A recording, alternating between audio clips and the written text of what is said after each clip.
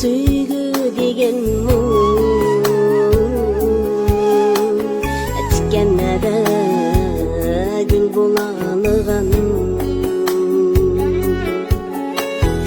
Okşap meni ellerge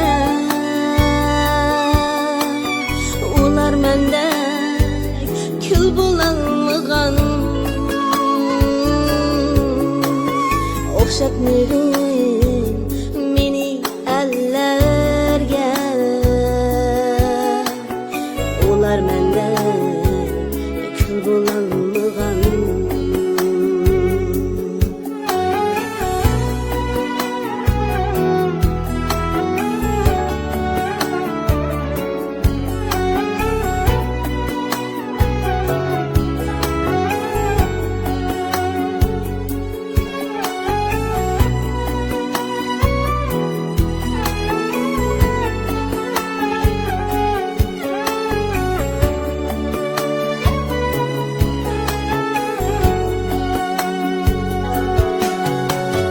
Sadaqatda şaqlaydı süygü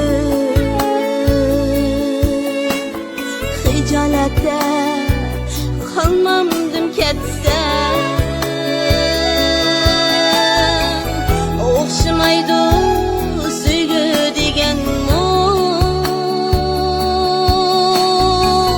Mening süygüm tüzügü bilsen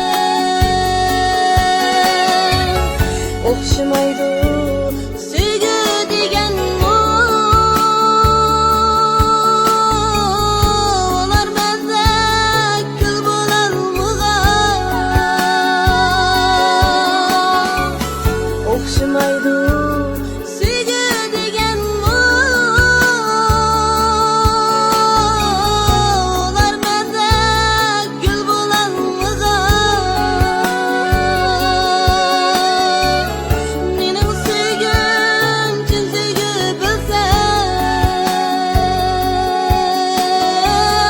Mening süygüm tüzügü bilsen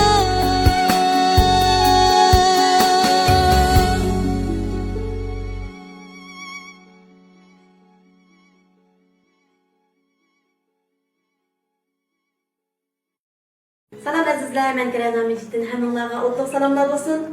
Anlıqçılarının ve körülmenlerin güçlü tarifiga asasen Dilsan nomidagi eng yeni muhabbatlik ijodiy kuyimni Benim film gruppasidan hamkorlik qilib huzuringizga sundim. Ushbu jarayonda bizning mush filmimizga qatnashgan barcha azizlarimga chin ko'nglimdan rahmatimni aytaman. Ham bizni alayda qo'llagan Xinjiang Tamzat madaniyat tarqatish cheklik shirkati, Xinjiang Güzel Chiroy savdo cheklik shirkati, Koreya Mina doktor teri asrash mahsulotining Jongodagi bosh vakolatchisi Marziya Adamga chin ko'nglimdan rahmatimni aytaman. Rahmat sizlarga. Bu filmning davomini ko'rishni xohlamsiz? Yenichi kuy, yenichi hikoyada yozilgan Dilsan nomidagi naqshining 2-qismi 4 ayning 5 kuni sizlar bilan davomli yuz ko'rishkisi.